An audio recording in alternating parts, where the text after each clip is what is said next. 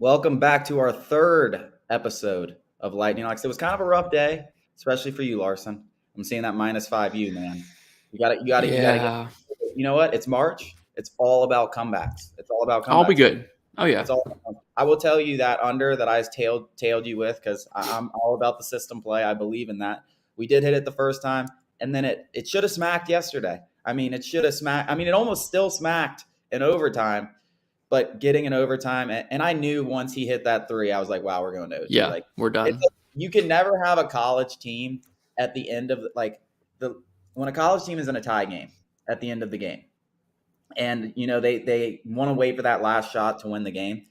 Every single time they dribble it down to the last second and get the worst possible shot you've ever seen on. Right. Miami didn't even get a shot off. They turned the ball over, but you could just see it. This guy didn't even have pass on his mind. I mean, I understand wanting to get the last shot and not giving your opponent a possession, but dude, if you shoot the ball with 3 seconds left, like especially in college where you can't call a timeout and advance the ball, like you do not need to wait till there's 1 second left and hit a buzzer beater. Like Well, it is. These guys do not understand basketball. It's crazy to me. like Miami's inability to just maybe guard open shooters when you're up three with 10 seconds left. Yeah, yeah. I Like, mean that how do you too. give up that open of a look? And this is what it is, bro. That's just college basketball. That's just March, and that's what like is so frustrating about like March betting and stuff like that when you're on the losing end because it's Right. like, dude, how the hell did you just do that? How do you give that open up and a look when you're up three on the last possession, and then you get the ball with 20 seconds left, you dribble it around until 5 seconds left, they come and trap you, and you freeze. It's Well, I just don't like, even know. I don't know if you remembered this, but like, so we had Wake that first day, blow that lead, right? yeah, And yes. then I had Michigan yesterday. Did you see They Michigan? were up 15. I didn't watch the game, but I mean, goodness, they basically they were up. I think it was 62-43 with 11 minutes left, and then they just refused to give the ball to their best player. And I had Michigan plus 1400 to win the Big Ten, and I I loved it. I sprinkled thought it. they could, You said that on yeah, this episode, and I said I'll throw 50 on it. Why they not? could beat Illinois, and they give up literally. It was, I want to say it was like a 26 to 4 run or something. It was just Well, yeah, Michigan and Wake back to there was back. a lot of that yesterday. I mean, even LSU Yeah, went up 30-8 on Missouri, and they don't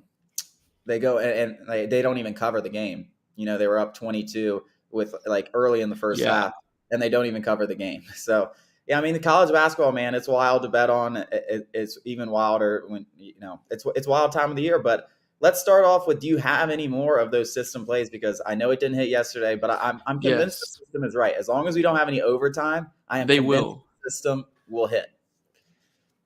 Right. Overtime's the number one killer in March for these. But I promise today is the day they turn around because we have six No, unders. six, Yes. six One of them, system. one of six. And one of them is a Conference USA under where they play in that football stadium. Those things hit all the time. So I think my heaviest play is going to be Louisiana Tech and North Texas, the under in that one. It's a system under.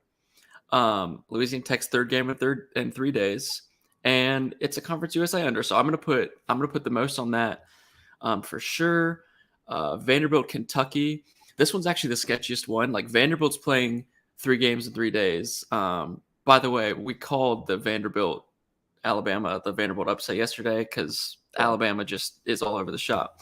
And so the only thing that I worry about is Kentucky just like Calipari will just doesn't care. Will just score 100 points if he wants to. I'm thinking maybe like what if it's one of those games like Vanderbilt comes out, they're totally overwhelmed. They can't make any shots, and like you go to the under 8 timeout, and Vanderbilt has like 7 points or something. So I think there's always a chance for that, but it's a system under, so I'll play that. Penn State, Purdue. Penn State upset Ohio State yesterday. Their third game in 3 days for them. I mean, I Was a like this close one game. under 135. What? They played during I bet on that game during the regular season. It was a close game. I had Yeah. Purdue. I remember it. You remember your loss as well. I always know about gambling. Yes. Like you don't always remember the games you win, but you remember those ones where it's like, oh yeah, I bet on those assholes to cover 10 Yes. early in the season, and they lost by 3. No, but I think That they will at be me with Wake. the end. But Yeah, the only thing, if there was a worry in this game, it would just be like Purdue's inability, like they just go through these stretches where they cannot get stops, like period. I mean, Penn State could tell them what they're going to do and they'll still score. But I don't know. We'll ride with that one. Virginia Tech, North Carolina, under 143.5. Virginia Tech makes this a system play. Portland State, Northern Colorado in the Big Sky. Portland State's on their third game in 3 days, under 153.5. Take that. And then Abilene Christian plays Seattle in the WAC, under 141. I'm going to put the same amount on all of those and then just go a little bit heavier with Louisiana Tech and North Texas just because it's a Conference USA game. But those are 6. I can't imagine we go worse.